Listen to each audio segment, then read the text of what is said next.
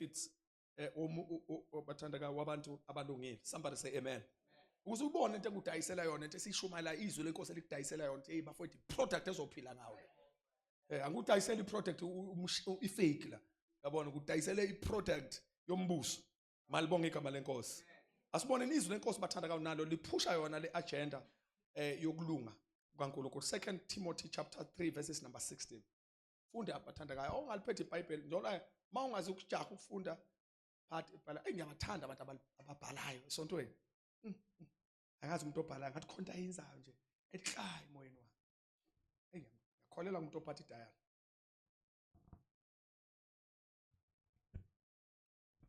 2 Timothy 3:16. Yonke imibhalo iphefumulelwe nguNkulunkulu shuwizwe. Ilungele ukufundisa, nokusola, nokuqondisa, nokuyala ekulungeni. Somebody say amen. Funda siswa mfuna ubona izwi lenkosi likumishini. Funda ngiswena. Okay. All scripture is given by inspiration of God. And is profitable for doctrine. Whoa, profitable for doctrine. For reproof. For correction. For instruction in righteousness. Khona any version engiyithandayo ekhuluma ngetraining in righteousness. Iple. NLT. NIV. Angifundela siswami khuleka nje khona hlele phansi.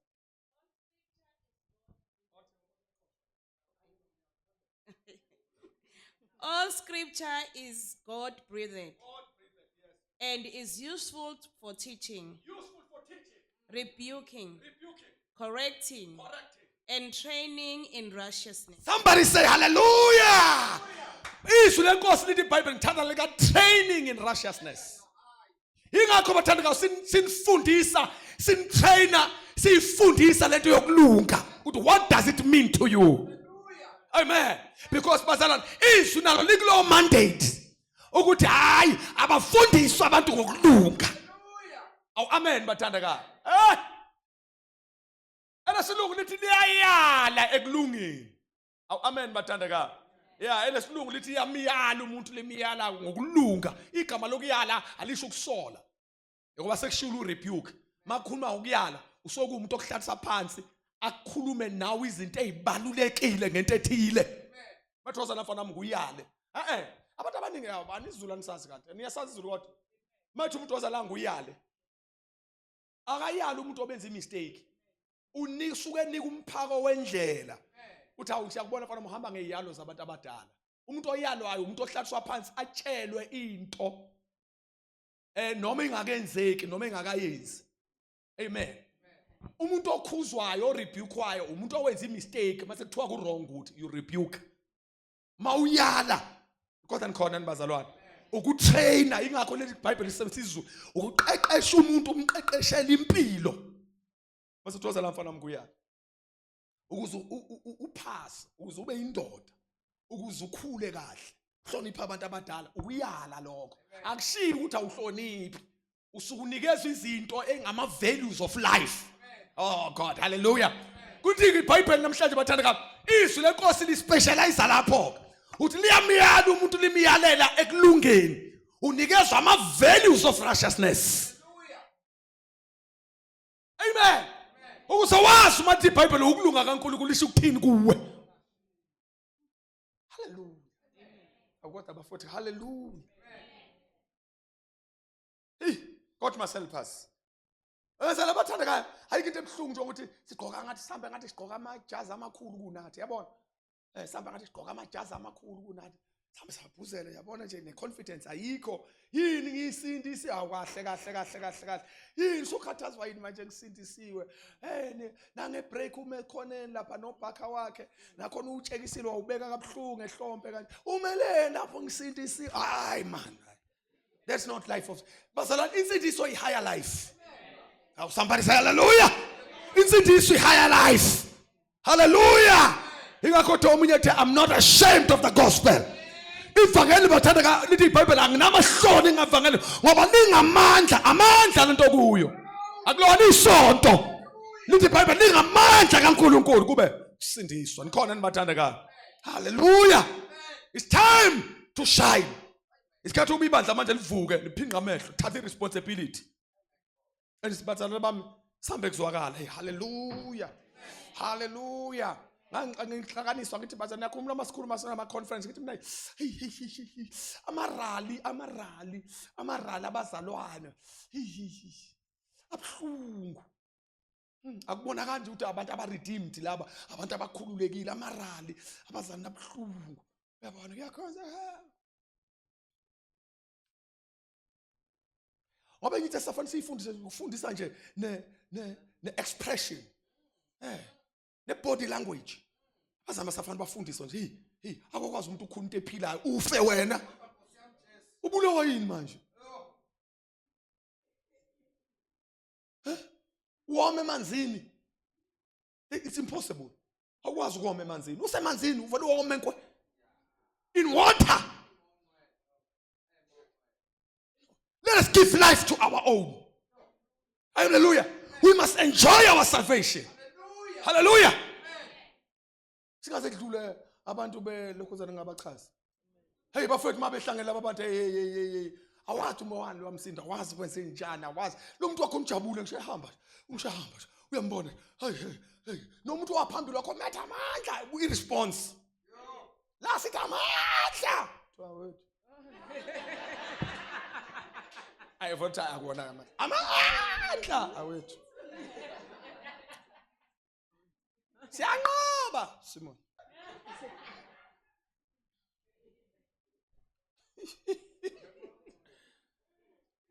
go have a grounding udlala iPirates neChiefs go there bengakakori umuntu bengakaqali ibhola in the next 40 minutes ningakaqali ibhola besahleli kushowa amavuvuzela ngathi khona osewinile bengakawini umuntu nento abayizela ikenzeke I'm in prayer God must raise generation engezokulawulwa izimo ezo-overlook izinto abadlula kuzona but ngajabula masebathi asiyendlini kaThixo the house of God is everything to me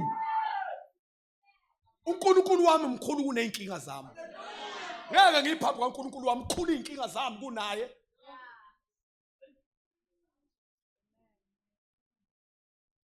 amen ngangikhuluma ukushumala kwendawo kodwa ngangilwa phela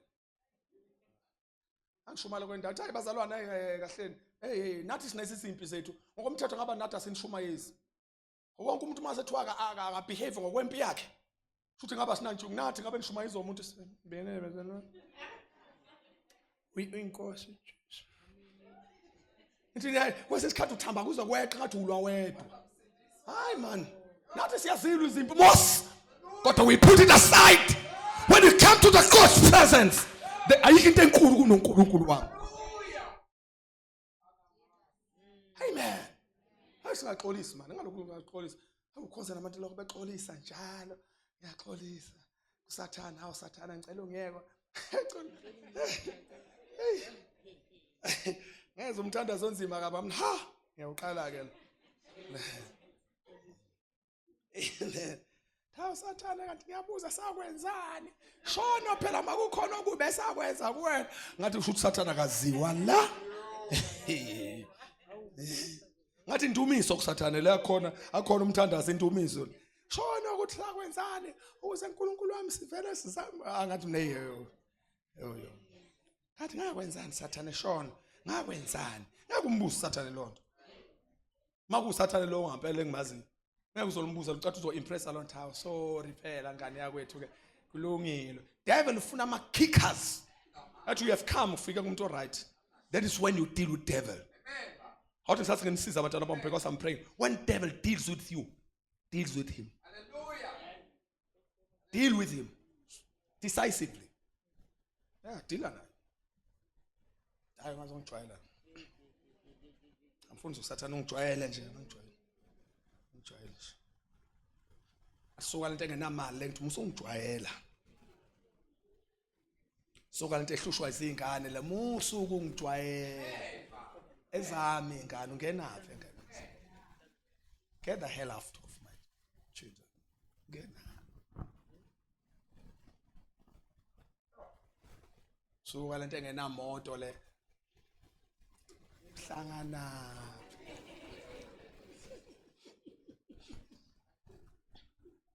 Uthani kwazi umnyomfana noSathane. Amen. Abona ungene kahle eringini. Musungene kahle eringini saqhuma la. Eqhuma la. Uba nam. I don't know what you plan next. But I will still stand. Umusho impi on ubuplan enye ngoba le ngeke ngise ezantsi. Vele bese ngidlule la plan enye Satan. Come with you. And challenge him straight. Come, I'm ready for you. Ready for you. And live life in fullness. Amen. Fika enkonzweni ukhonza, faka iqhoqi lakho liphakame. Ungayilahli. Faka iqhoqi lakho liphakame, faka ucinga isicathulo sokugcina usibone. Sifane nalesa kwathi usigqoka izolo usiphindisele ngakusasa. Sifane usiphindisele ubuyele enkonzweni. Ukukhonza uNkulunkulu. Akekho ofana naye.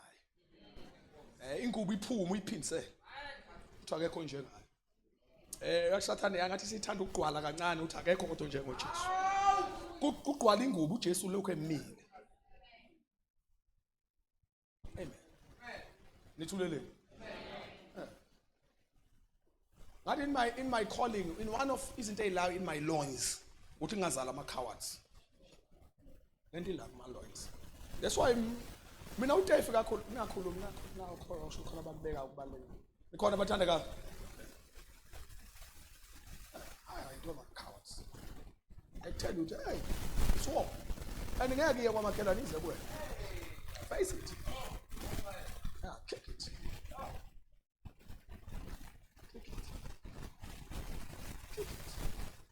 Ado Satan wonsa yakushaya umshaya. Fight back. Akulweki. Inkingi zofika lapho sizame indlela. Sasinganikana ama tip ukuliwa kanjani. Kodwa leyo give up. Cathi uSathane uzongishaya mase ngithi uJesu akekho. Hawu kahle Satan. Suleke. Amen. Balokumphika nje uSathane akekho Satan. Akezo ukuthi kubhlungu kanjani ukuphika umuntu ekho. uSathane akekho. Devil does not exist. For uthi uma ngithi devil does not exist. Umphika khona akekho. Standards and khona bathandeka. Yeah, let's just take this one part. Oh, amen bathandeka. That is the righteousness of God. We need to izwi lenkosi bathandeka nalithi liyayala alisho ukuthi liyakhuza lithi liyayala ekulungeni. Fanele bafunde kahle ama scriptures enkhawuta bathandeka. Yeah, lithi train elinye. Oh, amen bathandeka. Lithi instruct kukumela instruction lithi lezani? For instruction in righteousness. Yes, instruction in righteousness. Somebody say amen. They keep our instructions in righteousness. Ingakho special simphefumulela bathandekayo ngama values okulunga. Fana wathi manguthi ngokulunga kaNkulunkulu, what does that mean? What does that mean? Somebody say amen. Hallelujah. Fana wathi manguthi ngokulunga kaNkulunkulu lokho kusho ukuthini? Akodwa I wish singathatha 1 or 2 ke ama benefits bathandaka okunye sokuqedela kusasa. We need to grow. Angifunde incwadi yamaHebheru 5:13. Funda iBhayibheli leli. Hayi sengidedekela ngisazazi nokuthi iqalwe kuyiphi incwadi ukugcinwa engakufana ubhale nje. Verse 13. Hey. Ngokuba lowo odla ubisi akakaqondi lutho lwezwi lokulunga. Somebody say amen. uPaul wayikhuluma ngekade efundisa ibandla ekhuluma ukuthi ukube kuya ngokomthetho fuza ngabe seningabafundisi bezwi. Wathi eyikhoda manje kuyasiphoqa ukuthi fanele sibuyele emuva eyifundisweni zokuqala. Awu amen. Yeah, umfundi abaqacathi nginamanga ufunda verse number first balo umfundeni. Awufunda u12 noma 11 kusekho sho lelo. Sinokuningi esingakusho ngalokho. Mana umaHebheru la. Yebo. Ya uthini? Verse 11. Verse 11 yeah. Sinokuningi esingakusho ngalokho. Okulikhuni ukuchasisela. Okukhulu kunzima uma uthi ukuchasisela ayithi kunzima ukuthi sik explain. Uthi kunzima ukuthi ukukhanye kini.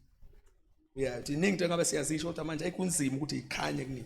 Yes, come. lokhu senababuthuntu ekuzweni Ibhlunganyana ke la uPaulos la wayilungisa. Okay, amaHebheru konje kune argument kuma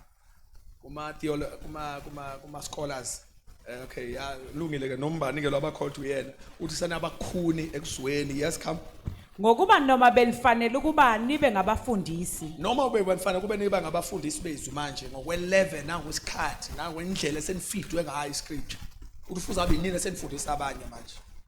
Amen. Kodwa uma kuya ngesikhathi yes. nisadinga futhi ukuba kube khona onifundisa iziqalo zesifundiso zamazwi kaNkulunkulu Somebody say amen.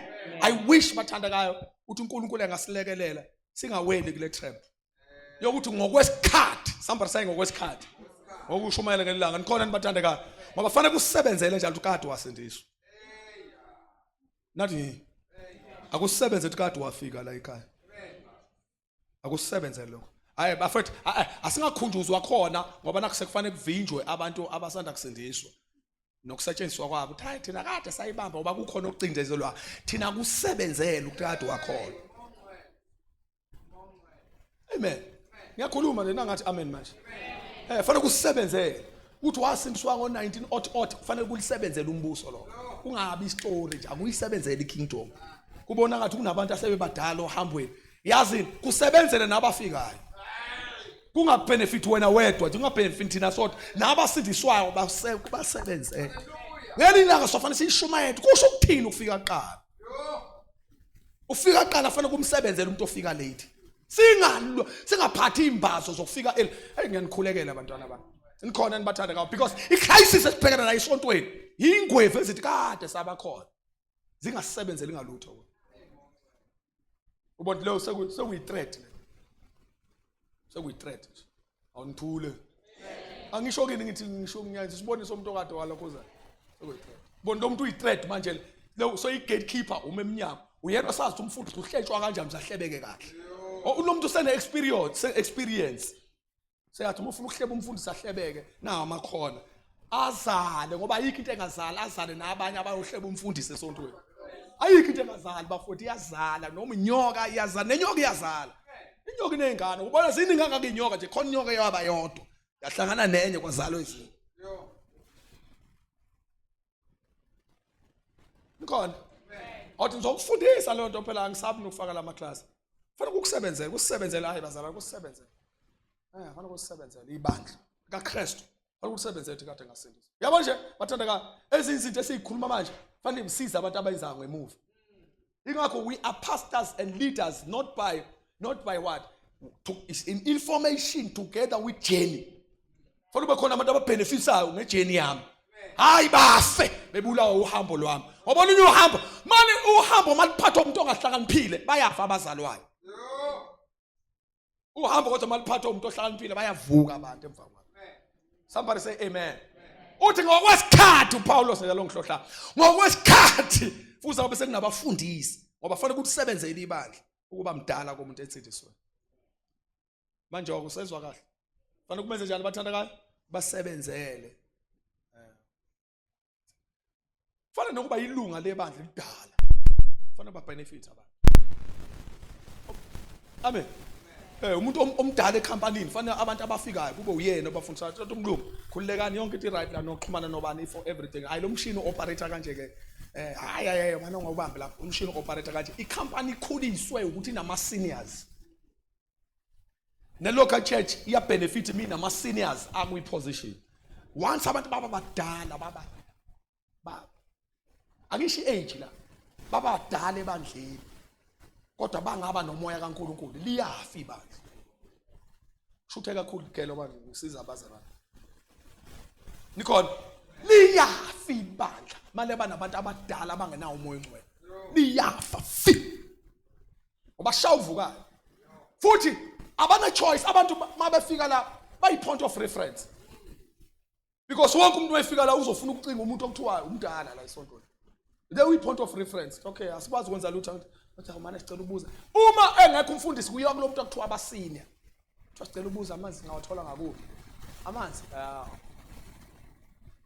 Wazi amanzi anenunu. Yabo la tanke kade lagcina ukusebenza nenunu vele. wazi ithanki enamanzi afresh avela suka athi amphuze kulile. Innocent person akazi lutho akakwazi ukuhlukanisa amathanki aphuze agqukunzelwe isisu athi umuntu ngaphuza amanzi alapha angisurvivanga angiboni ngokwempilo asingikhipanga isisu kanti kukhona isenior person wakhomba ngeerror wathi hayi no uqaqa upende kulabantu abazenza ithenjwa zabantu.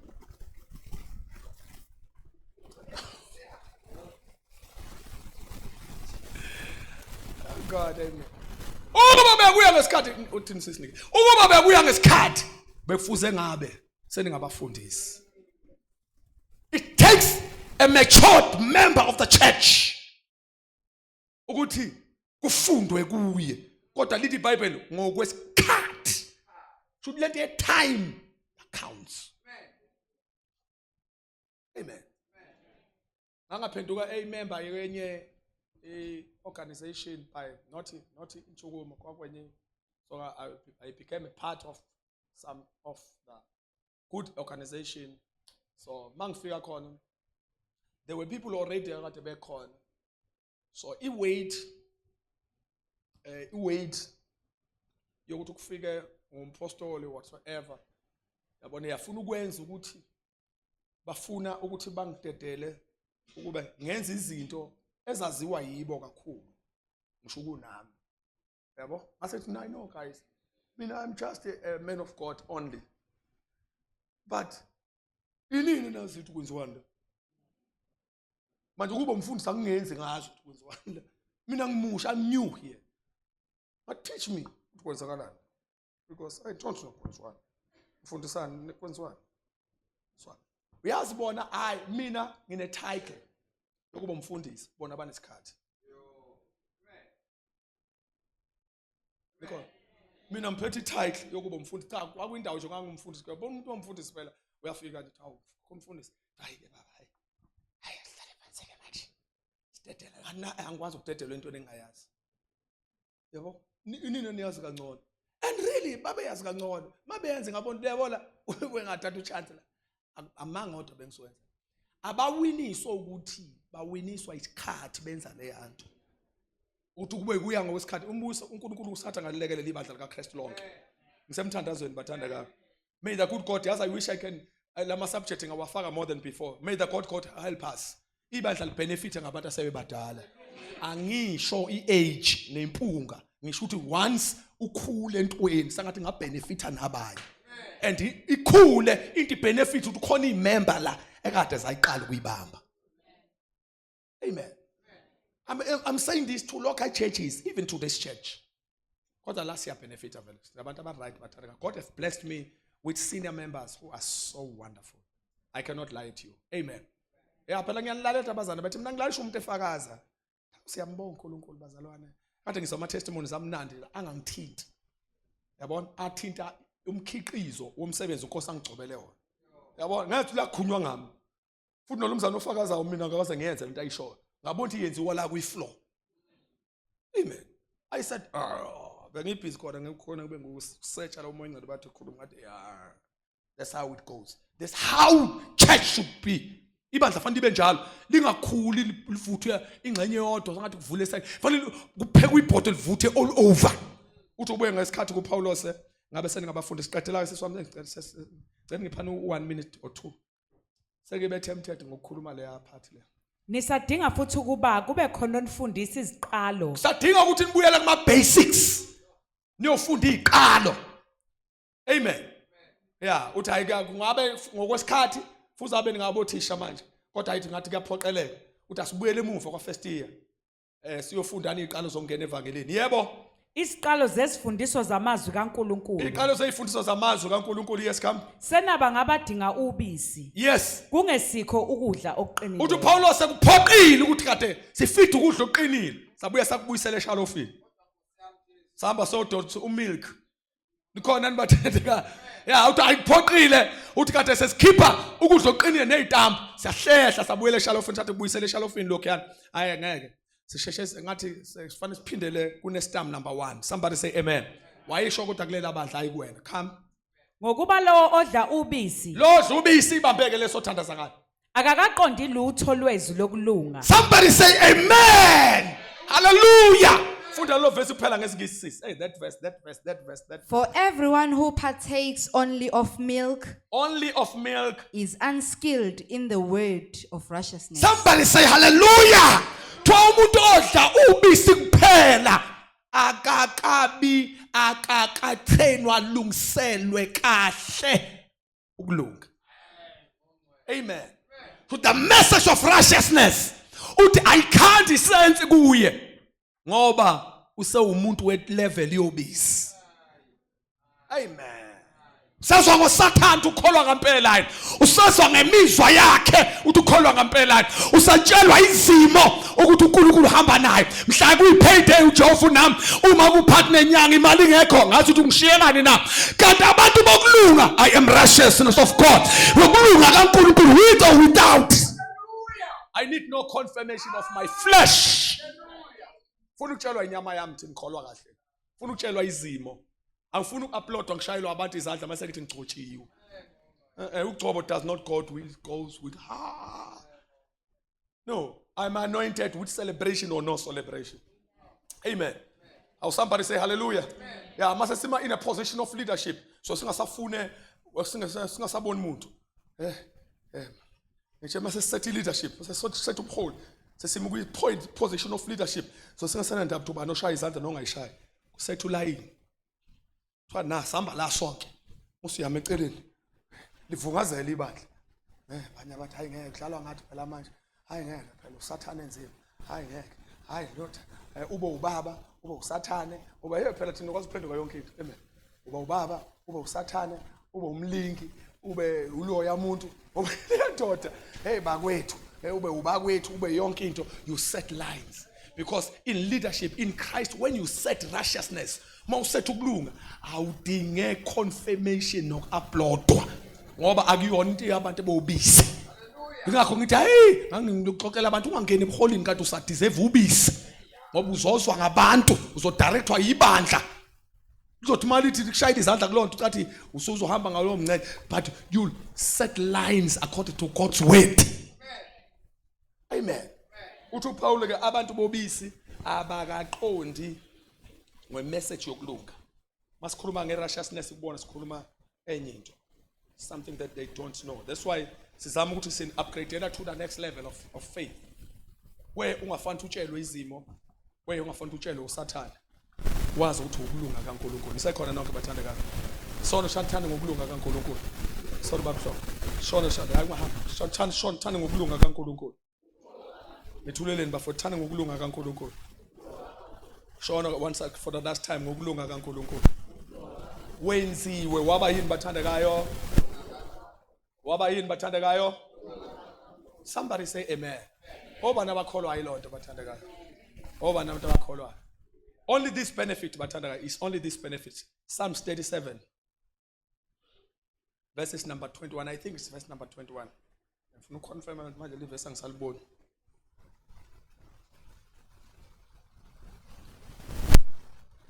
Onda. Omubi Mana hayi. Mubu njani? Uyacheka?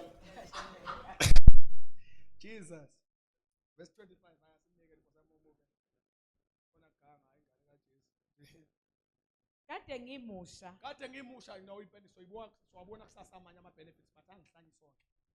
This is one of the benefits of the righteous. Yes, come. Manje sengimdala. Kade ngimusha manje sengimdala. Yes.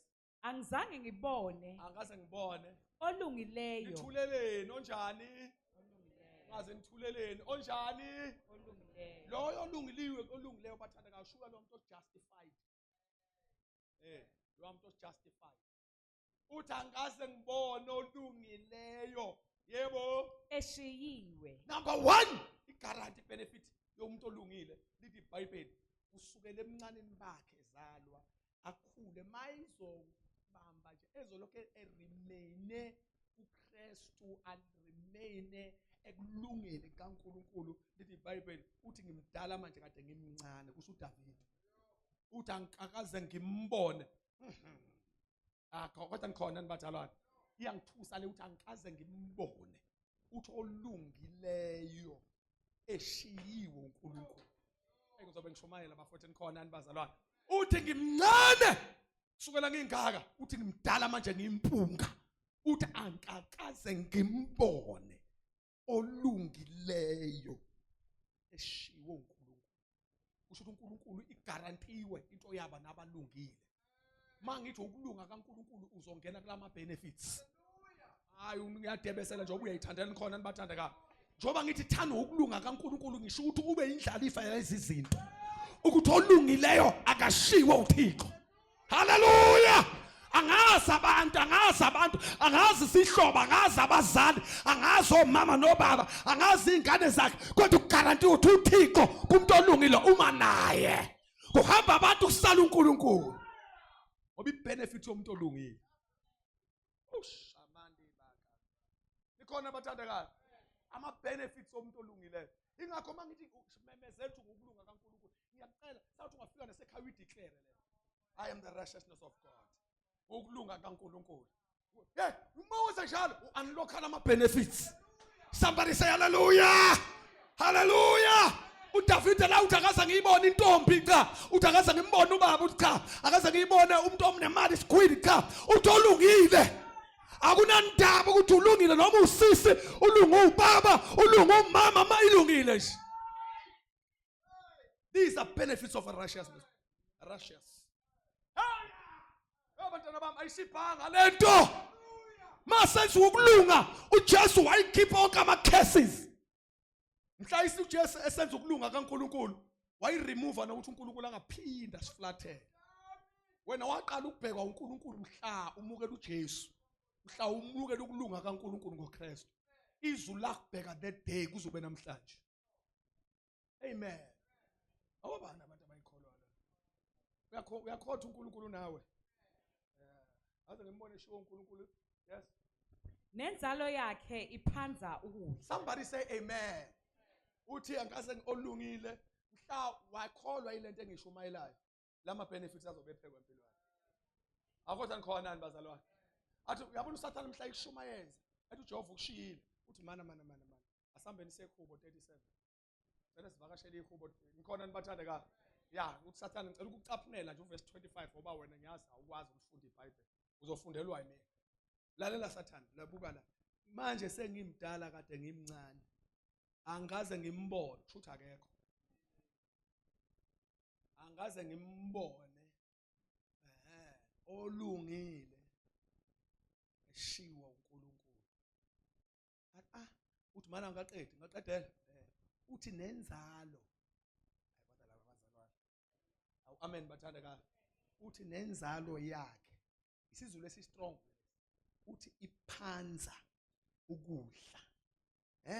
Iswela ukudla. Angaze ngimbono olungile. These are benefits abantu abalungile. Once wabamba kahle ukulunga kaNkulunkulu ngoKristu, bamba lento. uNkulunkulu will be with you forever. Amen. That one is guaranteed. Bafowethu, ngisho Sathane advertisela ukube siphume kuKristu ungayithathi offer. Enkhona nibathandeka. Lalela, uSathane ngisho advertise abafowethu ayigcwalisa yonke indawo ukuthi kuyaphumeka Kristu ensukwini zokugcina, kuyaphumeka ngoba nabafuna ukuphuma ungayithathi offer. Ungayithathi offer ngoba hayi ukuthi uphuca uKristu kuphela, ufuna ukukhipha nakuma benefits okulunga. Wenzela ubuhambe nje uqingilise uwedwa. Kanti bafowethu umvuzo wabalungile ukuhamba noNkulunkulu. And akosangikhona nibathandeka. Kusho ukuthi mangisalungile nje ngisabamba ukulunga kaNkulunkulu ngoKristu, God is with me. Nekhola le? Sime ngenyawo.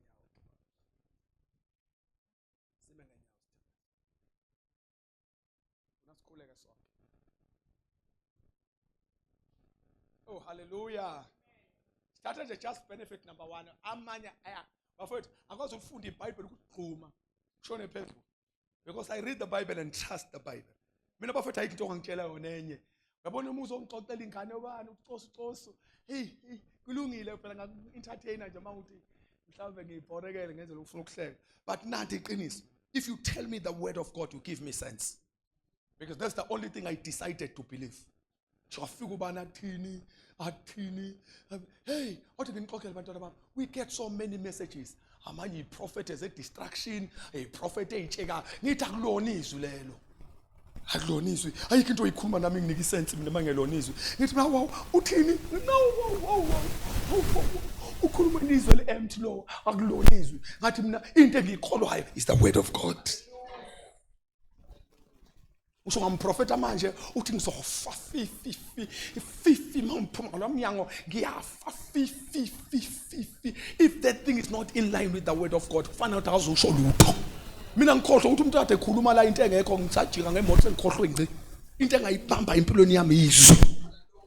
uNkulunkulu mekwakhuluma ngithi seshilo. Bamba lento engikhuluma manje. Carry the power of the word of God. You shall see. Spam says understand us. Hallelujah. Please bathandakayo, i-justification. Ngakho ngafunda ama stages ukwaxhamazelela nje. Ngashumana komntu ongikhomba ngesibhamu. I-justification imemezela ukuthi now you are just. You are now the righteousness of God. Ukulunga kaNkulunkulu. So, onke ama benefits abantu abalungile awakho.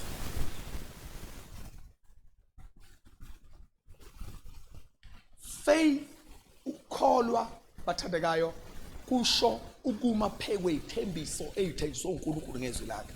Ukholwa akholwa umuntu isibindi, ukholwa kasona isibindi. Abanye abantu bacathi bayakholwa abantu abanesibindi. Ukholwa akona isibindi. Ukholwa uku-applya into ekhulunywa uNkulunkulu ume phekwe izwi. That is faith.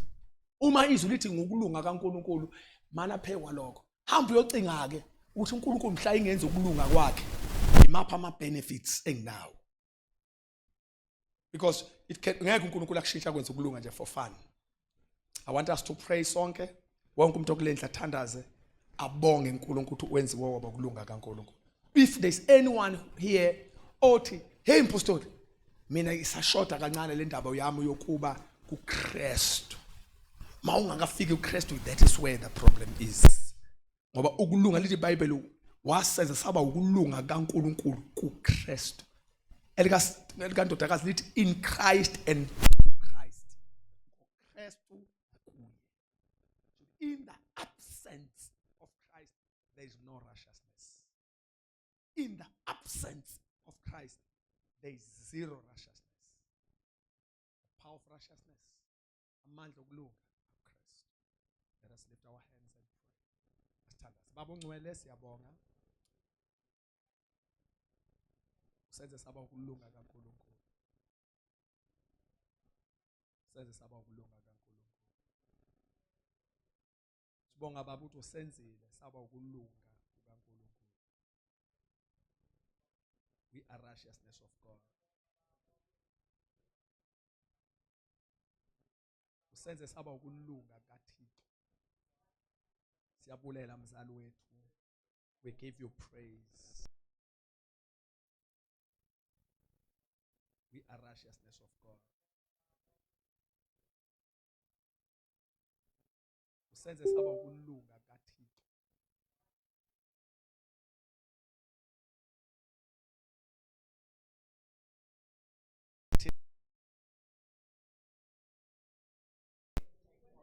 Now Lord we know. Mase sokulunga kaNkulunkulu we know our benefits.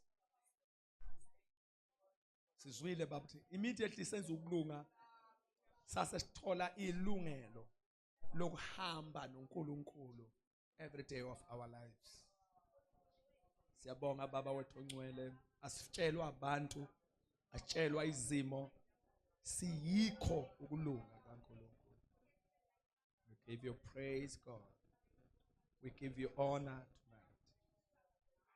Glorify your name, glorify Christ. Jesu makadunyiswe abatshazwe. Siyabulela Thixo wethu nomzali wethu.